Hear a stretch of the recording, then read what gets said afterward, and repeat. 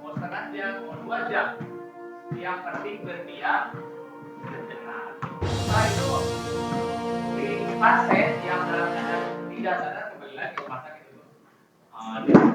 Apalagi kalau jemaah hajinya dalam keadaan sehat walafiat, itu mah wajib hadir sekali. Bahkan perempuan yang sedang berhalangan pun tidak menjadi masalah. Dapat bukan untuk tempat sholat. Beda dengan perempuan ketika memasuki masjid atau tempat ibadah yang lainnya. Cuma itu tidak dibolehkan kalau perempuan itu tidak berhalangan. Karena ketika kita sedang melaksanakan sholat Idul Fitri ataupun Idul Adha, perempuan yang sedang berhalangan dianjurkan untuk hadir. Itu dihadirkan hadir, tapi bukan untuk masuk ke dalam masjid. Kalau sholatnya di dalam masjid, kalau di luarnya saja, hanya untuk mendengarkan dan menyaksikan, bukan untuk sholat. Nah, kamu masih sedang berhalangan. Berarti, jadi kalau sedang melaksanakan sholat itu kebetulan kamu sedang berhalangan, dianjurkan untuk hadir. Nah, seperti itulah perempuan yang sedang berhalangan. Kemudian materi selanjutnya adalah masih berhubungan dengan haji. Kita akan membahas larangan selama jemaah haji melaksanakan ibadah haji. Kamu lihat di LKS di halaman 33. Di sana tercantum apa saja yang termasuk ke dalam larangan-larangan selama haji. Dan kalau jemaah haji melanggar larangan, maka calon jemaah haji supaya hajinya menjadi sah, pertama dia harus membayar dam, ya, atau bisa dengan mengganti menyembelih beberapa binatang, misalnya unta atau sapi atau kambing. Atau kalau tidak mampu, maka dia berpuasa. Kalau tidak mampu berpuasa, maka dia untuk mengganti damnya itu dengan cara memberi makan kepada beberapa orang fakir miskin. Nanti dibahas setelah kegiatan materi yang berhubungan dengan larangan haji. Yang pertama adalah larangan haji bagi laki-laki. Yang pertama adalah, kan kemarin sudah dibahas bahwa ketika melaksanakan ibadah haji, laki-laki itu tidak boleh memakai pakaian yang berjahit. Itu. Kemudian jahit itu beda. Kalau memakai pakaian berjahit, maka hajinya tidak sah. Di sini yang pertama adalah memakai penutup kepala. Jemaah haji laki-laki tidak boleh ketika sedang melaksanakan ibadah haji atau ketika sedang melaksanakan rukun haji, hajinya belum selesai.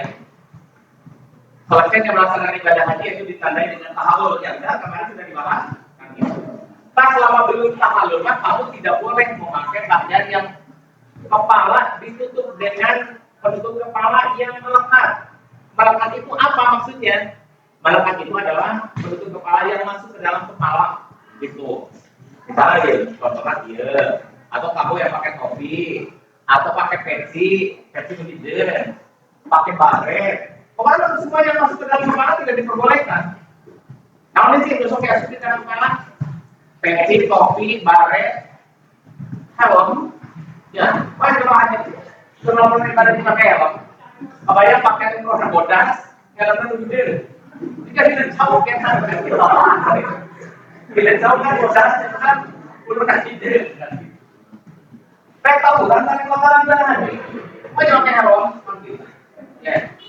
Pokoknya semua penutup kepala yang melekat atau masuk ke dalam kepala tidak diperbolehkan. Kecuali kalau yang tidak masuk ke dalam kepala, tidak melekat, misalnya menggunakan payung boleh, atau menggunakan kertas koran gitu ke dihadapi. Dan kamu tahu di Mekah kan cuacanya beda dengan kita. Kalau panas bisa, kalau lagi dingin banget. Ya. Makanya orang Indonesia merasa kurang cocok kalau tinggal di Arab. Kenapa? Dan di Indonesia cuaca suhunya seperti inilah kan itunya. Jadi ketika di Mekah, apalagi ketika musim panasnya hilang. Berarti ketika kegiatannya harus dilaksanakan di luar. Atau menggunakan sapu tangan lah. Sapu tangan boleh. Ya. Di kaki no tangan sapu tangan. Ini sapu tangan kan gitunya.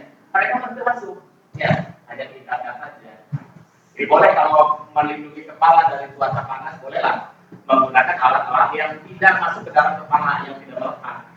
Tapi paham tuh? Begitu ya, gampang lah. Atau selain yang keluar disebutkan yang kedua. Kemudian yang selanjutnya yang tidak diperbolehkan oleh laki-laki ketika sedang melaksanakan haji, yaitu mengenakan pakaian yang berjahit. Kemarin di rukun haji yang pertama sudah dibahas jelas-jelas ya. Pakaian ihram laki-laki mas seperti itulah ya. Hanya dengan dua helai kain, yang satu disalurkan dan yang satu diselenggarkan dengan gitu. Ya, seperti itulah. Makanya aurat laki-laki mah kurang terjamin ketika sedang melaksanakan ibadah haji. Beda dengan perempuan. Perempuan mah sampai 3 lapis kamu dilindungi auratnya ketika melaksanakan ibadah haji. Karena perempuan mah boleh pakai dalaman, kemudian pakai baju luar. Dia yang melakukan ketiganya, pakai ihram, kan 3 lapis. Kalau laki-laki mah hanya 1 lapis, benar? Makanya aurat laki-laki mah kurang terjamin, kan gitu ya. Apalagi kalau kamu ketika tidur, biasanya yang tidur pulas atau yang marudah yang orang Sundanya harus hati-hati, kan gitu. Nah, aurat kamu seperti itulah ketika sedang melaksanakan ibadah. Jadi Islaman sangat menghormati perempuan. Ketika melaksanakan ibadah haji saja, auratnya terjamin seperti itu. Beda dengan laki-laki, ya kan? Kemudian, apalagi yang dilarang ketika sedang melaksanakan ibadah haji? Memakai sepatu atau kaos kaki yang menutupi mata sampai tumit. Kamu ketika melaksanakan ibadah haji tidak boleh kakinya pakai alas kaki yang dimasukkan ke dalam kaki. Sepatu, pakai kaos kaki, kan tidak terlihat kakinya. Terus sekarang pertanyaan, boleh tidak memakai alas kakinya sandal? Boleh deh? Boleh. Kalau sebabnya dan alis sandal mata kakinya terlihat.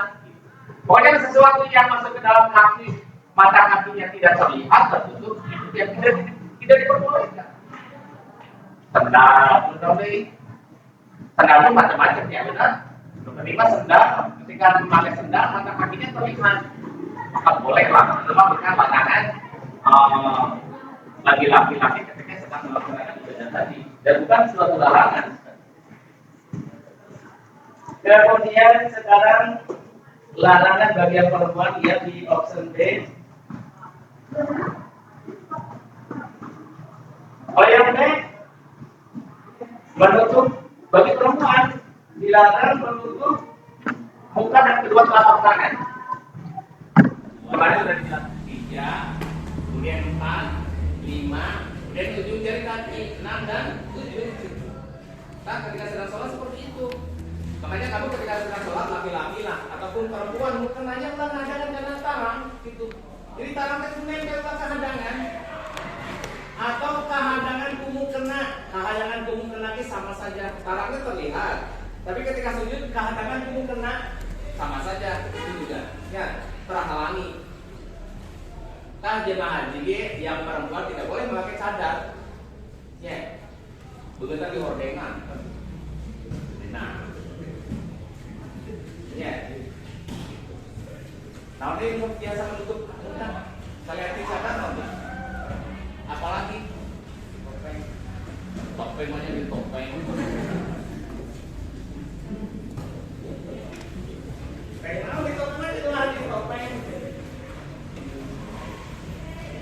Tapi kalau maskeran tidak boleh banyak, kan menghalangi saudara kamarnya, benar? Kan gitu.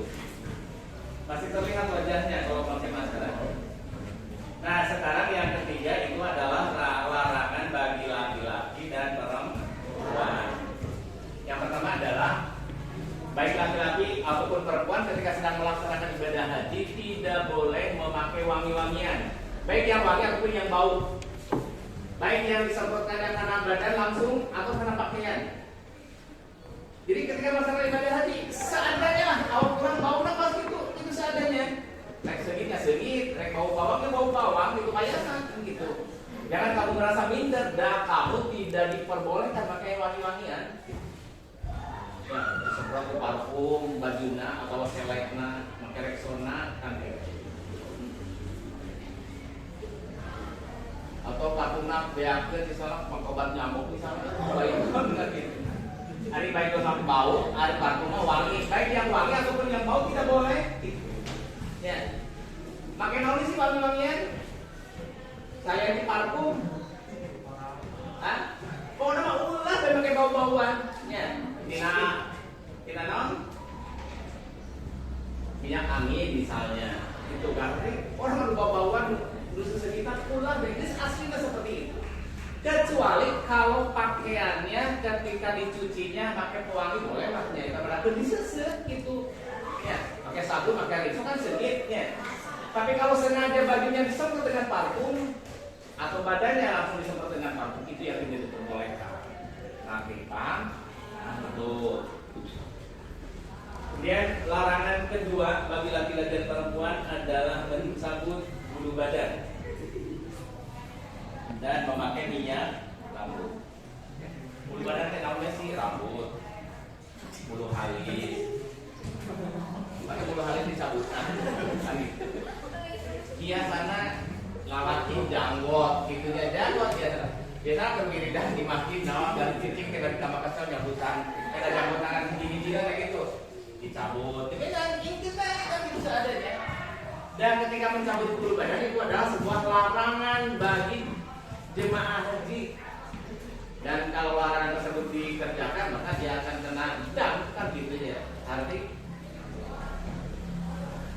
bulu apa saja yang penting bulu. Kecuali kalau bulunya emang lepas sendiri kan ada masalah karena itu lepas banget. Ya, gitu. Masih aman atau biasa ketika di rumah yang laki-laki pakai minyak rambut lah, minyak rambut mah wayahna lah ketika melaksanakan ibadah haji mah guys, simpan minyak rambut nanti dari ketika pulang melaksanakan ibadah haji ya kan. Dan misalnya kalau ketika tidak pakai minyak rambut, biasanya rambutnya suka aut-autan, kalau terkembang angin ya itu. Ketika pakai minyak rambut menjadi tertahan lah tidak aut-autan, makanya ketika melaksanakan ibadah haji mau wayahna ya minyak rambut simpan baik kan. Kemudian selanjutnya adalah larangan bagi jemaah haji baik laki-laki dengan perempuan adalah potongan kuku. Baik dipotong dengan gunting kuku atau gegelan atau dengan cara apapun tidak boleh. Timena. Gegelan begitunya. Mau satu gunting kuku, karena jelas sekali pakai gunting. Makanya ketika sebelum melaksanakan ibadah haji, bagi kalian yang tidak biasa memelihara kuku, potong heula kan gitu. Supaya merasa nyaman gitu. Dan bagi yang biasa tidak memanjangkan kuku, mah kalau kukunya panjang merasa tidak nyaman gitu. Apalagi ketika tangan kanan yang biasa digunakan untuk makan kan gitu. Dan rasa insya Allah aku sudah terbiasa jarang memelihara kuku kecuali perempuan lah. Dan perempuan pun tidak semuanya menyukai kukunya dipanjangkan. Kecuali kalau nanti kalau sudah jadi artis sebenarnya kan gitu. Ketika di sekolah mah jarang-jarang. Kemudian larangan apa lagi?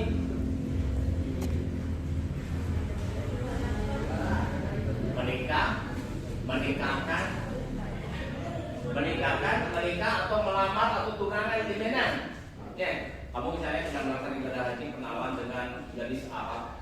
Gadis Arab kan gadisnya benar. Barokan. Orang gadis ya. Orang mah gadis-gadis ciputan melewat. Gadis tahu lewat. Kan gitu. Boga ke bawah bergelembur di pohon kan gitu. Orang gadis makanan baru makanan sarungkik marajang hidung. Orang apa? Nah, pokoknya ketika belum menjalankan ibadah haji, timinang meminang, timinang ngawinkeun, atau kamu sendiri kawin menikah, benar? Ya. Kecuali kalau sudah selesai melaksanakan rukun haji, itu sampai di tertib kamu boleh lah kan gitu ya. Kan ada ya orang berniat cita-cita menikah di tempatnya di Masjidil Haram. Kan itu dulu pernah ada artis yang menikahnya sengaja akad nikahnya di Masjidil Haram. Sangat katanya. Sangat. Pernah tuh ningali berita. Kali itu Mama pernah lihat tapi pohon deui eta teh saha kan itu. Kalau tidak salah dulu para kita rusak kalau tidak salah. Artis yang tidak sejaman dengan kamu tidak akan ingat mungkin. Tapi walaupun menikahnya di Masjidil Haram ternyata rumah tangganya tidak lama, tidak panjang kan gitu. Dan memang jodoh nggak susah, ya ditahan-tahan kalau yang tidak cocok sesudah kan gitu. Kemudian yang selanjutnya adalah yang terakhir, larangan bagi jemaah haji laki-laki dengan perempuan adalah berburu dan memburu binatang baik yang di darat, apalagi sampai dimakan. Misalnya ketika belum menyelesaikan ibadah haji malam mingguan, kamu teh acara malam mingguan biasa seperti di lembur malam mingguan acara, dan di lembur membakar ayam, itu bakar anak kota, atau binatang liar lah. Kalau terutama bukan binatang liar, misalnya ada kelinci liar atau ada merpati. Kalau di Mekah merpati banyak kan gitunya, dan tidak bertuan liar. Oleh kamu teh ditangkap 5 atau berapa, kemudian malamnya dibakar atau apa dijadikan acara. Atau ayam manuk mah halus orangnya. Bisa apalagi kamu di rumahnya kopi memelihara manuk. Oh ya, mau ayam manuk halus-halus kering kalau gitu. Bisa maca intro. Kan gitu. Dan lelakina kan bisa dana alif. Wah, harus manuk bisa maca intro. Lawena bisa dana wow. Orang dari tewak misalnya ada bawa lembur, itu enak ya. Untuk dipelihara saja tidak boleh, apalagi di. Kalau binatang yang mengganggu boleh tidak dibunuh. Pak PS boleh tidak? Kalau binatang tersebut yang mengganggu kita, misalnya rengit. Nah. Kalau binatang yang mengganggu mah boleh, tapi di Mekah ayah rengit, Pak PS ayah rengit. Bisi mana kerja dari masih ayah rengit, nempel nak congok irung, nyadar juga. Mana congok irung, mendingan padunya dengan geti baik mah. PO ini dia, ulah ragu tonjok mereka tarik.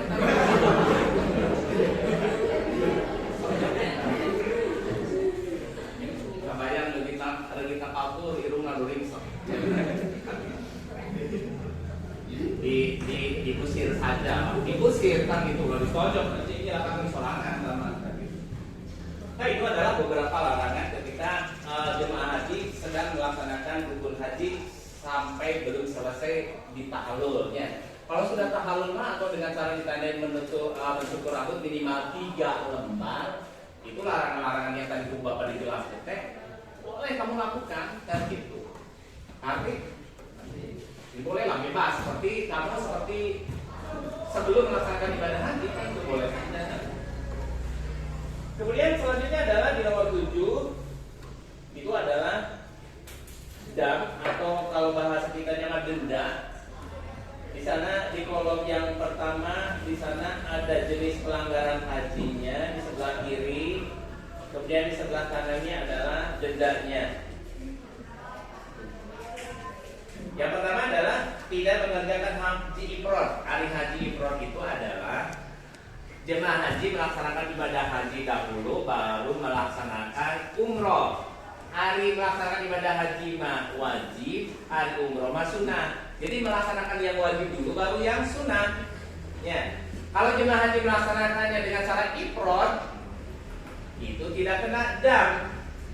Ya. Tapi kalau jemaah hajinya tidak melaksanakan ifrad, kumaha? Selain melaksanakan ibadah haji dengan ifrad, yaitu melaksanakan ibadah haji secara tamatu atau qiram, tamat didenda itu.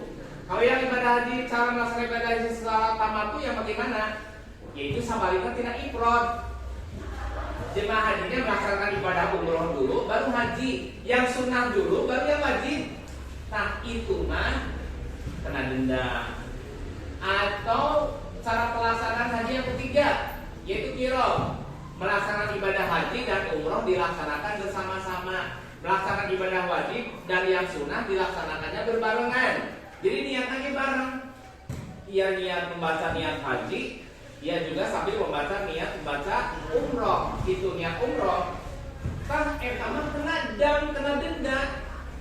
Dan yang tidak kena denda atau yang tidak kena dam yaitu cara melaksanakan ibadah hajinya secara ifrad. Itu melaksanakan ibadah haji dulu baru melaksanakan umroh.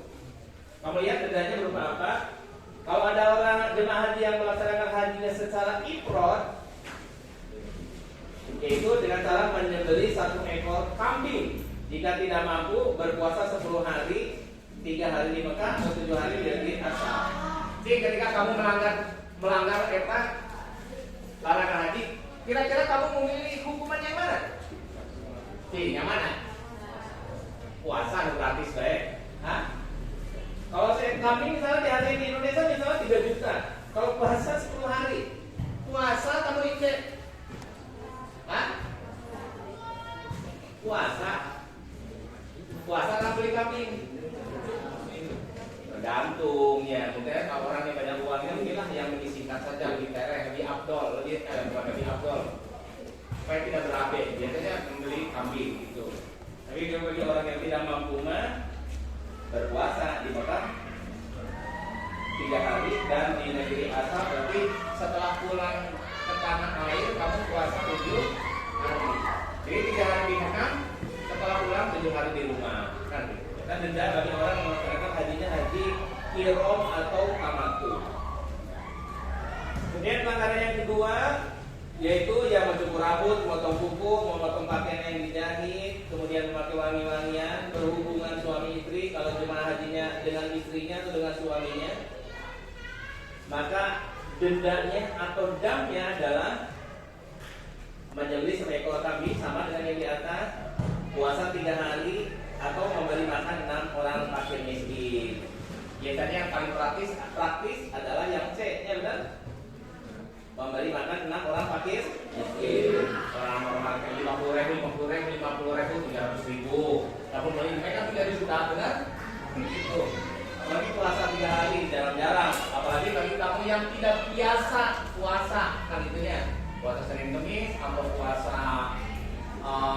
hari Arafah atau puasa Nabi Daud, apalagi jarang-jarang. Kemudian pelanggaran yang ketiga adalah ini bagi jemaah hajinya yang bersama istri atau suaminya, berhubungan suami istri sebelum tahallul pertama sehingga mengakibatkan batalnya haji. Dendanya apa? Lebih parah lagi, ya. Dan ketika di bulan Ramadan, ya, ketika di bulan Ramadan, maaflah Bapak menceritakan ini hal-hal yang berhubungan dengan orang 17 tahun ke atas lah, ya. Dan kalau makan masih 17 tahun tak gigir kan? Tak gigir tak Anda. Nah, ketika di bulan Ramadan, ya, sedang berpuasa, yang namanya berpuasa kan malam hari atau siang hari? Siang hari. Ada suami istri berhubungan begitulah, ya. Ketika sedang berpuasa di bulan Ramadan, yang paling pertama adalah sudah pasti puasanya batal. Pasti batal. Yang kedua, untuk mengganti puasa tadi batal yang sehari, dia harus menggantinya dengan cara berpuasa selama 2 bulan berturut-turut. Apa yang puas gara-gara sapoe berhubungan suami istri pada bulan Ramadan, kudu diganti puasa 2 bulan berturut-turut. 1 bulan kagak mulai, kemudian 2 bulan berturut-turut. Dan kalau selama puasa 2 bulan ada yang batal, balik lagi ke hiji, gitu. Hiji 2 3 4 5 6 50. Kata 5 hiji batal, balik lagi ke hiji, gitu. Tong boro-boro 51. Ketika 59 batal, balik dari kan 1 kan gitu. Makanya mohonlah nanti kalau kamu sudah dewasa, sudah menikah, ya, ketika di bulan puasa Ramadan berpuasa kiberan ulah kudaan. Sabar keliwan dengan tos taraweh, kan gitu, tos taraweh. Ya. Dan hukumannya seperti itu, ya. Nah, orang melakukan hubungan suami istri ketika berpuasa beda hukumannya seperti itu. Ketika melaksanakan ibadah haji pun sama. Nah, menyembelih binatang unta. Unta harganya berapa? Bisa ratusan juta, kan gitu. Beda dengan kambing. Kayaknya tak bayang, orang paling jemaah haji misalnya mau bawa bekal ke Mekah paling berapa sih kan gitu. Ketika kita harus membayar membeli unta, insya Allah sebenarnya malah sanggup Makanya kalau tidak sanggup ada pilihan yang keduanya. Bisa menyembelih unta, sapi, atau kambing yang sebanding dengan binatang yang dibunuh. Menyembelih harus unta, sapi, atau 7 ekor kambing. Misalnya kalau kambing 3 juta berarti kan 7 21 juta. Ya benar. Kalau sapi rada murahan lagi lah, sekitar 20 jutaan. Tapi kalau unta mah bisa 50 juta ke atas. Ya, pasti kamu mending milih kemana? Milih kambing, bener ya? Bener. Atau sapi, insya Allah lah 7 ekor kambing dengan 1 ekor sapi, insya Allah harganya seimbang lah, hampir sama. Tapi kalau dengan 1 ekor unta lebih mahal lagi. Kemudian pelanggaran yang keempat adalah memburu dan membunuh binatang liar. Hukumannya, dendanya adalah menyembelih binatang unta, sapi, atau kambing yang sebanding dengan binatang yang dibunuh. Kembali lagi, paham tidak kan? Menyembelih binatang unta, sapi, atau kambing yang sebanding dengan binatang yang dibunuh. Maksudnya apa sih? Hah?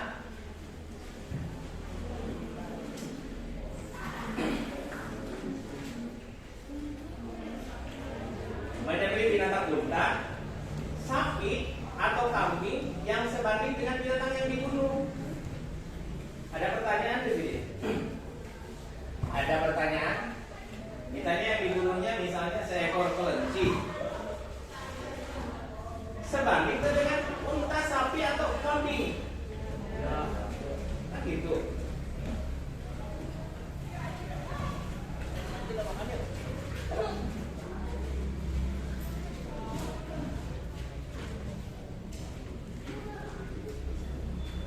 Masalahnya di sini adalah berburu binatang atau membunuh binatang liarnya tidak dijelaskan binatang apa kan gitu. Dan yang terakhir adalah ketika jemaah haji melanggar larangannya adalah ketika dia terlambat datang, maka dia melaksanakan hukuman atau dendanya yaitu dengan bertahalul atau mencukur rambut dan menyembelih seekor kambing. Insya Allah sama hukumannya rada enteng, rada ringannya. Itu adalah larangan haji yang terakhir, itu ketika jemaah haji datang terlambat dalam hal apa? Dalam hal ketika dia melaksanakan wukuf di Arafah, dia datangnya terlambat.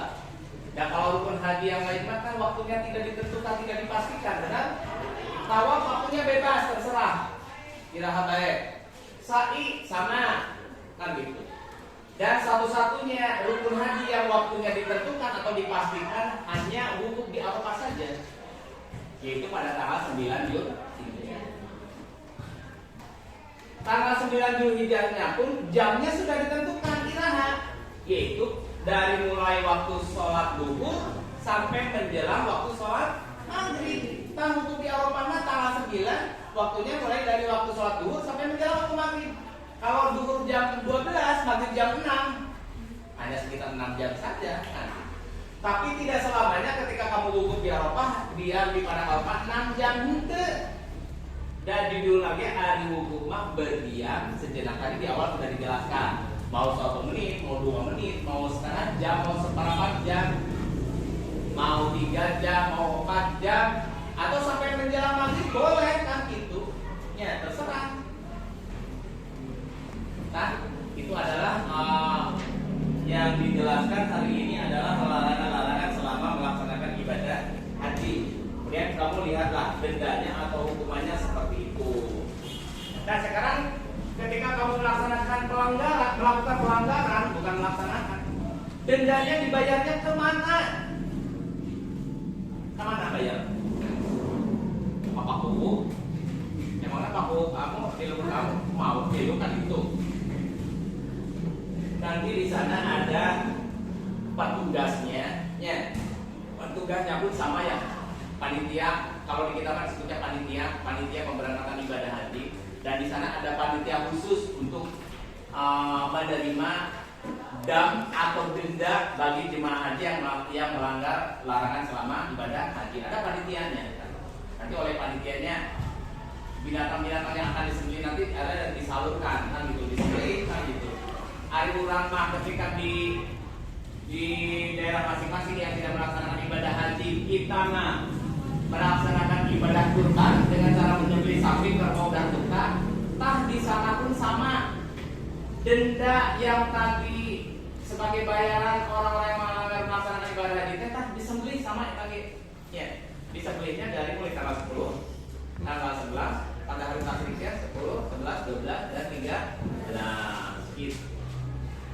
Nah, materi hari ini kita cukupkan sampai di sini. Mudah-mudahan apa yang Bapak sampaikan insya Allah Bapak nggak jelas-jelas terasa asal jelas-jelasnya. Nah, kalau nanti ada yang kurang jelas, nanti kita kalau sekarang ada yang ditanyakan. Kalau tidak ada, nanti di pertemuan yang akan datang. Sebelum mengakhiri, ada yang ditanyakan. Ada yang ditanyakan? Dari mulai tadi larangan haji, dari mulai larangan untuk laki-laki, kemudian larangan haji untuk perempuan, dan dua-duanya laki-laki dan perempuan.